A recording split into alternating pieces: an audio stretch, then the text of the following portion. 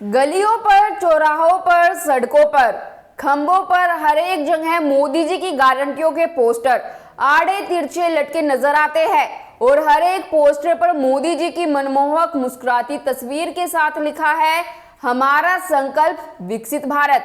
मोदी जी के भाषणों से जितना विकसित भारत नजर आता है वह है बड़ी अर्थव्यवस्था।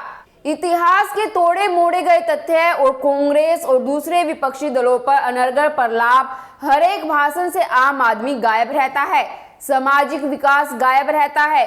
टीवी पर समाचार चैनलों में 5 खरब वाली अर्थव्यवस्था, 5वीं सबसे बड़ी अर्थव्यवस्था पर चर्चाएं चल रही है और एंकर से लेकर हर एक पैनलिस्ट मोदी जी के अंतिम आदमी तक पहुंचने की जिद का आकलन कर रहा है। कुल मिलाकर हालत यह है कि सत्ता और मीडिया यह बताने पर तुला है कि देश में कहीं कोई समस्या नहीं है, कोई बेरोजगार नहीं है। वैसे ये कितनी अच्छी खबर है। आज बड़ी संख्या में युवा रोजगार और नौकरी के झंझट से मुक्त है। ना ऑफिस जाने की चिंता, ना पकोड़े तलते हुए हाथ जलने का डर, ना कोई काम, आराम ही आराम। एक थैंक यू तो बनता है सरकार जी को। बेरोजगारी आज का सबसे बड़ा सवाल है, लेकिन मीडिया में ये चर्चा का विषय कब बनेगा? शायद कभी नहीं। दोस्तों, ये जो मौसम है ना, चुनावी मौसम, चुनावी जोर और चुनावी शोर का है। वादे इरादों की छड़ी लगाई जा रही है, भरोसा दिलाया जा रहा है जनता को उनकी स्थिति सुधर जाएगी। इसके लिए सबसे अहम होता है एक अदद नौकरी। हर व्यक्ति की ख्वाहिश होती है एक अदद नौकरी की। जी हाँ, नौकरी देंगे, रोजगार देंगे, सब वादे किए गए। पहले भी 2 करोड़ नौकरी देंगे, लेकिन सब जुमला निकला। आत्मनिर्भर भारत बनाते बनाते बेरोजगार बनाते जा रहे हैं। जी हाँ, ये मैं नहीं, इंटरनेशनल लेबर ऑर्गेनाइजेशन ILO की एक रिपोर्ट में भारत के अंदर रोजगार को लेकर कई चौंकाने वाले खुलासे किए हैं। भारत दुनिया का सबसे युवा देश होने के बावजूद यहाँ का युवा ही सबसे ज्यादा बेरोजगार है। लो देख लो, भारत में 83% बेरोजगार है युवा। हो गया विकास या अभी और चाहिए विकास? नमस्कार दोस्तों, मैं हिमांशी कश्यप आपके साथ। आप देख रहे हैं जनता की आवाज। भारत में रोजगार की स्थिति के बिगड़ते जाने का सिलसिला लंबा हो गया है। अंतर्राष्ट्रीय श्रम संगठन और इंस्टीट्यूट ऑफ ह्यूमन डेवलपमेंट की ताजा रिपोर्ट इस बात की गवाह है। इसे आधिकारिक आंकड़ों को लेकर तैयार किया गया है, इसलिए सरकार इसके निष्कर्षों का खंडन नहीं कर सकती। यह रिपोर्ट साल 2000 से 2022 तक के रोजगार ट्रेंड की कहानी बताती है। दोस्तों, ये वो काल है जिसमें सत्ता की कमान भाजपा के पास 12 साल और कांग्रेस के पास 10 साल रही। इसलिए यह कहानी दलगत दायरों से उठकर नीतिगत दायरों में पहुंच जाती है। वैसे यह गौरतलब है कि इसमें रोजगारी भागीदारी का पैमाना वही रखा गया है जो मोदी सरकार ने तय किया है। सरकार जी देश के युवाओं और बेरोजगारी को लेकर कितने गंभीर है, इसकी पोल भी खुद मोदी सरकार के मुख्य आर्थिक सलाहकार ने खोल दी है। वी अनंत नागेश्वरन का कहना है कि सरकार बेरोजगारी जैसी समस्या को हल नहीं कर सकती। इस बयान से साफ है कि मोदी सरकार रोजगार के मोर्चे पर पूरी तरह से फेल है। यही कारण है कि देश के बेरोजगारों में 83% युवा है। मोदी सरकार में युवा बेरोजगारी 3 गुना ज्यादा हो चुकी है। युवा यानी देश का भविष्य, और भविष्य तो $5 ट्रिलियन की इकोनॉमी बनाने का सपना देखा गया। 2047 तक विकसित अर्थव्यवस्था बनाने का संकल्प लिया गया। क्या युवाओं को बिना किसी रोजगार के यह संभव है?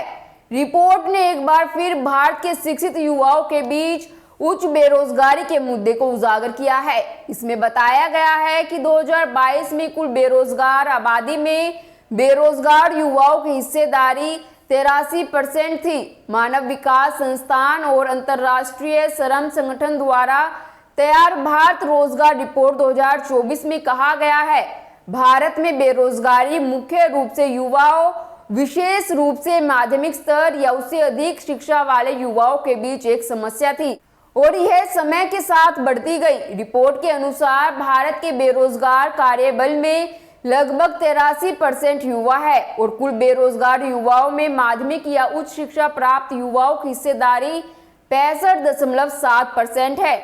यानी बेरोजगार युवाओं के बारे में कोई यह भी नहीं कह सकता है कि जब पढ़ाई नहीं पढ़ेंगे तो रोजगार कहां से मिलेगा।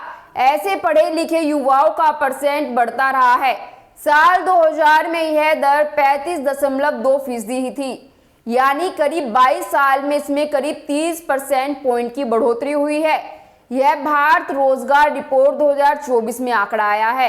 रिपोर्ट के अनुसार 2022 में युवाओं के बीच बेरोजगारी दर पढ़े लिखे युवाओं में कहीं ज्यादा थी। युवाओं में उन लोगों की तुलना में 6 गुना अधिक थी जिन्होंने माध्यमिक शिक्षा या उच्च शिक्षा पूरी कर ली थी, 18.4%, और स्नातकों के लिए 9 गुना अधिक, 29.1% थी। जो पढ़े या लिख नहीं सकते उनकी 3.4% थी। रिपोर्ट में कहा गया है इसका मतलब कि सालाना 7 से 8 मिलियन युवा श्रम बाजार में प्रवेश कर रहे हैं। रिपोर्ट में कहा गया है कि पिछले 2 दशकों में युवाओं ने अपने पूर्ववर्तियों की तुलना में उच्च स्तर की शिक्षा भी प्राप्त की है, फिर भी युवाओं को बेहतर गुणवत्ता वाली औपचारिक नौकरियों तक पहुंचने में चुनौतियों का सामना करना पड़ता है।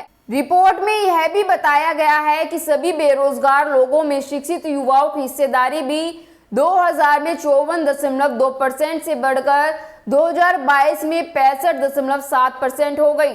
शिक्षित माध्यमिक स्तर या उच्चतर बेरोजगार युवाओं में पुरुषों 62.2% की तुलना में महिलाओं 76.7% की हिस्सेदारी बढ़ी है।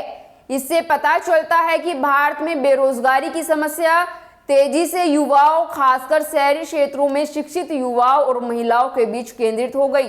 कांग्रेस ने इस रिपोर्ट को लेकर केंद्र सरकार पर निशाना साधा है।